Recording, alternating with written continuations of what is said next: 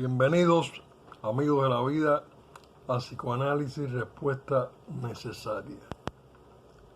Muchísimas gracias por el interés de escuchar cuestiones que tienen que ver mucho con nuestra realidad emocional en la historia de nuestra humanidad.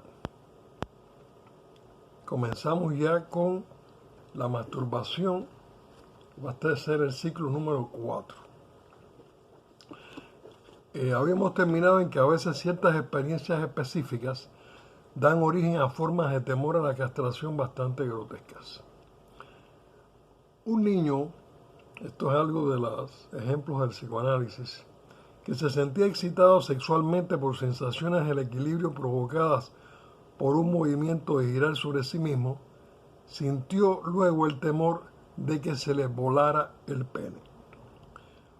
Un paciente orientado oralmente que concibió inconscientemente la gratificación sexual como un proceso de comida y que había hecho de su padre su principal objeto sexual,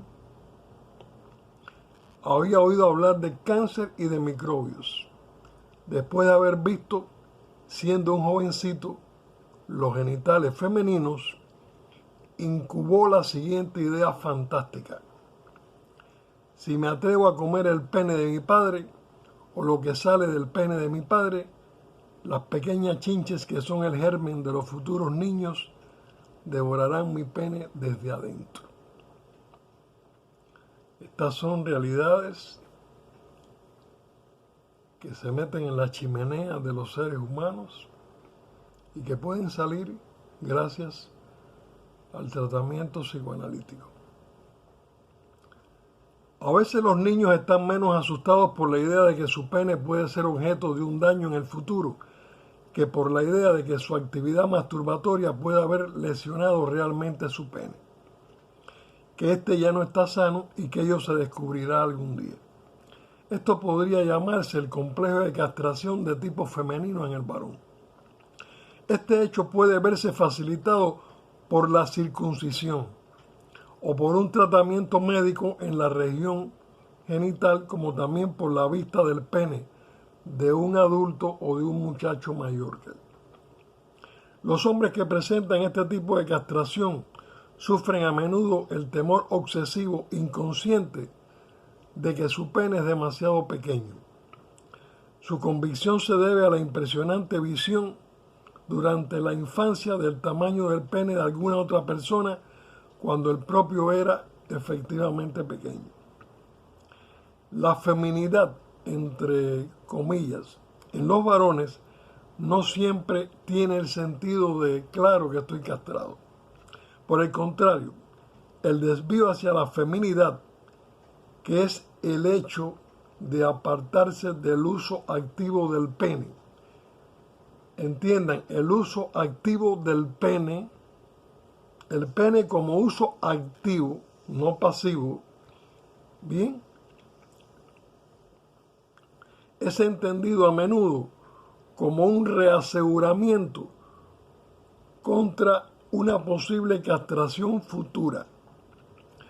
Si me comporto como si ya no tuviera pene, no me lo cortarán. O incluso, si la castración no puede ser evitada de ningún modo, prefiero realizarla activamente, anticipándome a lo que tiene que suceder, y tendré al menos la ventaja de congraciarme con la persona amenazadora. Cuando uno oye estas cosas por primera vez, por supuesto, para un enfermo o para un psicoanalista, esto es el pan de todos los días. Para un psicólogo clínico, pudiéramos decir el desayuno diario. Con los pacientes en el mundo del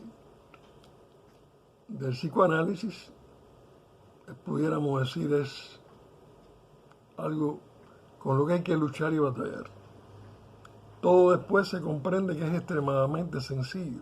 Estamos hablando aquí de fantasías y diferentes etapas donde tenemos diferentes tipos de fantasías, diferentes tipos de influencias, impresiones. Cuando no estamos en edad adulta, no estamos preparados para pensar como usted está pensando ahora, que puede parecerle esto algo, vaya, horrible. Imagínese aquel puritanismo en la época en que Freud se atrevió a abrir esta gran cortina que era verdaderamente negra. Nadie quería destaparla y comenzó, amigos de la vida, el comienzo de un futuro para todos los que sufren y el porqué de los que sufren. Seguimos. O incluso si la castración no puede evitarse de ningún modo, prefiero realizarla activamente anticipándome a lo que tiene que suceder y tendré al menos la ventaja de congraciarme con la persona amenazadora. El hecho de que los adultos, esto es muy importante, hagan objeto a los niños con tanta frecuencia y en forma tan vehemente de amenazas o bromas referentes a la castración, vamos a cortarte los huevitos, mi niño, bien, constituye naturalmente la expresión de sus propios complejos de castración. El atemorizar a otros es un excelente método para aquietar los temores propios. De esta manera, los complejos de castración son transferidos de una generación a otra. No olvido el trabajo que hizo un íntimo amigo mío, psicoanalista, con respecto a torturadores, donde se encontró mucho material de torturadores de diferentes etapas o dictaduras que han podido existir. Él tuvo la oportunidad de poder hacer un grupo de doces y estudiarlos, donde el sadismo y todas estas cosas se ven claramente en la historia, pudiéramos decir, biofísica mental de todos estos aberrantes torturadores. En muchas sociedades primitivas y civilizadas, la generación adulta impone restricciones a la libertad sexual de la generación más joven.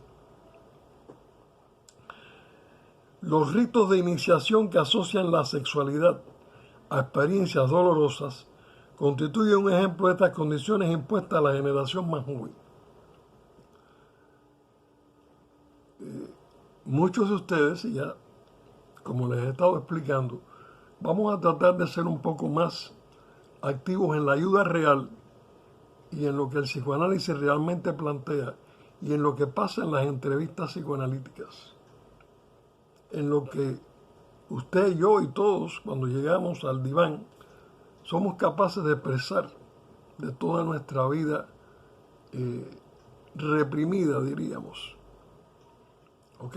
Dormida, pero que trae muchas consecuencias conductuales y neuróticas. Bien. O sea, los ritos de iniciación que asocian la sexualidad a experiencias dolorosas. ¿Cuántas, pudiéramos decir, personas tenemos con problemas sexuales? Tanto femeninos como masculinos. ¿Cuántas pobres mujeres sufriendo esos dolores? ¿Cuántos hombres por falta de erección? ¿Cuántos hombres por eyaculación precoz? Peor que todo esto, ¿cuánto hombre haciendo excesos para creer que la mujer va a quedar satisfecha?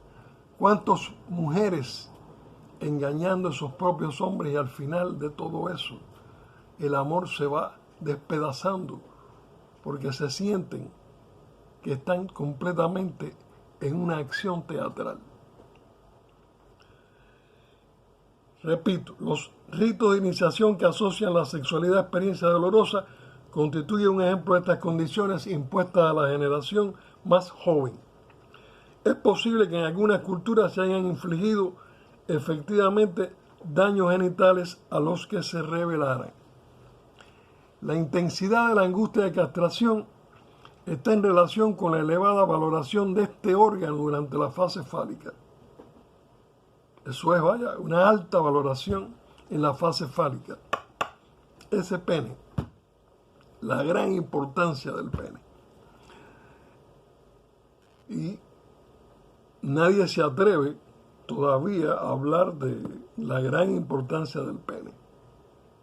Nadie. Pero como ha cambiado el mundo, por esta gran importancia del pene.